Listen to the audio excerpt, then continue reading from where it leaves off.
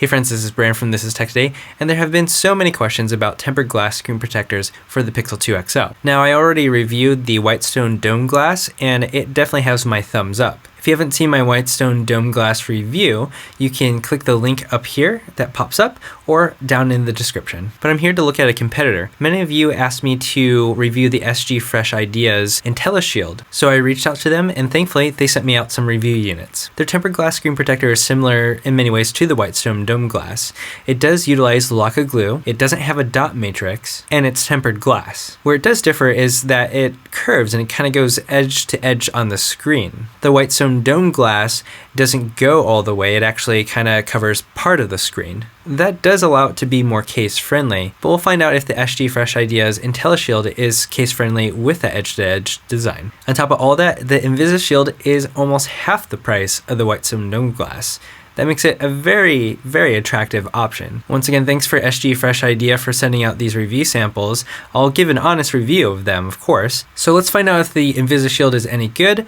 First, we'll look at the installation process and my experience, mostly the experience. We'll check out the oleophobic coating, the clarity, the difference in screen protectors, how it fits in different cases, and my final thoughts. The box comes with a bunch of different things. There's Lock-A Glue, a sponge thing to prop up the screen, alcohol cleaning wipes, and a bottle of rubbing alcohol, a tiny little level, and then the actual screen protectors, which oddly don't have any film that you have to remove.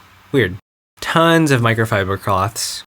Oleophobic nano coating wipes. Oh, and a little card thing that you use for the edges of the screen during the installation process. We'll see that in a moment. And then finally, a card that tells you to go to a video for installation information. They don't have it in the package. Step 1, since it uses a liquid adhesive, you need to make sure it's level. For all screen protector installations, my own personal suggestion is to use an iron to steam the area, since that'll pull down any dust in the air, making installation easier. Step 2, turn off the phone. Having any sort of vibration when you're installing the protector can create issues. Step 3, clean your device. There's a cleaning pad and then a microfiber cloth to dry it off. Step 4, clean the protector because it doesn't have a protective film on it. It looks a little bit hazy despite cleaning it. Step 5, use the case that the screen protectors themselves came in to put the phone on. This is where I made a mistake. You want to make sure that the phone and case are perpendicular. They're at a 90-degree angle from each other. That allows you to tip the phone easier. Step 6, put the Lock-A Glue on the phone. Step 7, align the glass. Note that the fingerprints are on the top, not the bottom. Step 8, tilt the phone so the Lock-A Glue goes all over. Because there's no case like the Dome Glass, it's hard to get it just right, and bubbles formed for me. You can move it around to get the bubbles out like I'm doing here. Unlike the Dome Glass, there's no protectors for the speaker grill. Step 9, use the little card that I was talking about earlier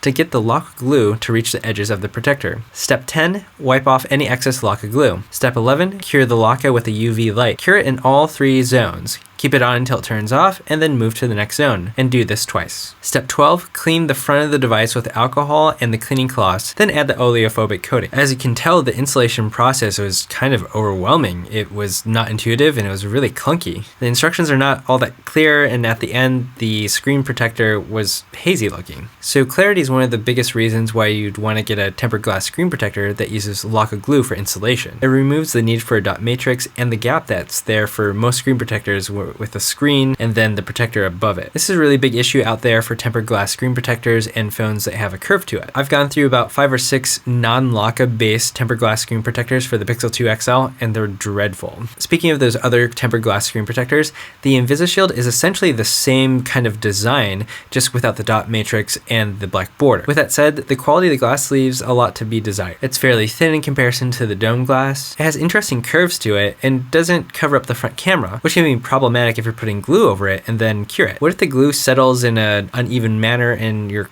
curing it? It would distort your front-facing camera. Thankfully, I didn't have that issue. So the screen on your phone has an oleophobic coating on it. It gives it that really nice, smooth feel to it. It also helps you reduce smudges on it, and it helps repel liquids. I tested out the quality of this coating on the Whitestone Dome Glass and the SG Fresh Idea's InvisShield. I used moisturizing eye drops for this, and we can just see how quickly the bead of liquid falls off. Keep in mind that on the InvisShield, you have to install this coating on your own. It's just weird. So here the InvisShield doesn't do so well in this test, with the bead of liquid falling off quite slowly, at least in comparison. The Whitestone Dome Glass has the bead of liquid fall off super quickly. And when we look at this side by side, the Whitestone Dome Glass is clearly the winner here. The InvisShield feels really rough to use and not smooth at all. The Whitestone is buttery smooth and feels like the actual glass it's protecting. Whatever cloth SG Fresh Idea provides for that coating, it doesn't really seem to be all that effective. And it's really odd that they ask you, the consumer, to install it. Now let's find out how it fits with cases. The full coverage and curve of the tempered glass screen protector is one of the big reasons why you'd want the SG Fresh Idea's InvisShield. Sometimes though, the edge to edge and curve to the protector can get in the way of cases. So let's check it out with some of the cases that I have. I have two Rinke cases here. It fits quite fine. There's not much of a lip that remains though on both of the protectors, so the protector may sit against whatever surface you lay it on, like a table. Otherwise, there's no issues. So as long as you're okay with the actual protector being flush with the surface like a table when it's face down, this will be okay. The Moment case is pretty much the same as the Rinke case, but maybe a touch more of an edge lip. Spigen cases are my go-to suggestion. I never noticed this before, but it seems like Spigen has a bigger edge lip. There will be a little bit of a gap between the protector and the surface of a table if you laid your phone face down. Ultimately, none of the cases had issues working with the edge-to-edge design, which is a huge plus. So what are my final thoughts? I can't recommend this protector. I just can't. The installation process for Laka-based tempered glass screen protectors is already overwhelming. Even if you've done it before, like I have, it doesn't really give you clear instructions or the appropriate tools that you need to do it well. It honestly feels so disorganized, cheap, and incomplete. On top of that, the quality of the glass itself, the oleophobic coating, and its clarity are quite poor. Even though it's close to half the price of the Whitestone Dome Glass, the quality of the tempered glass itself seems kind of brittle, like the ones that you would kind of drop it lightly once and it would crack. On the plus side, they do sell replacements of just the glass for about $15 and then a vial of the Laka glue for a little bit under $8. But think of it this way, if you buy a full installation kit and then you need a replacement screen and the glue, you're now paying more than the cost of one Whitestone Dome Glass. I use the Dome Glass on my Pixel 2 XL every day and I love it. And once again, if you haven't watched the installation video of that and some of the tests, I'll have a link down below in the description. And you'll also find some links down there on how to purchase the InvisShield and the Whitestone Dome Glass, and then some of the cases that I've listed here. Thanks again to SG Fresh Idea for sending out samples, but I always want to give you my honest thoughts and opinions, whether or not a device is given to me for free or something sponsored. Hopefully they take my input into consideration and it helps them improve their product. What are your thoughts? Will you be getting the SG Fresh Idea's InvisShield or the Whitestone Dome Glass, or maybe something else? Go ahead and leave some comments down below and let's chat. If you found this video helpful, give me a thumbs up and subscribe. Thanks again for watching This Is Tech Today. Until next time.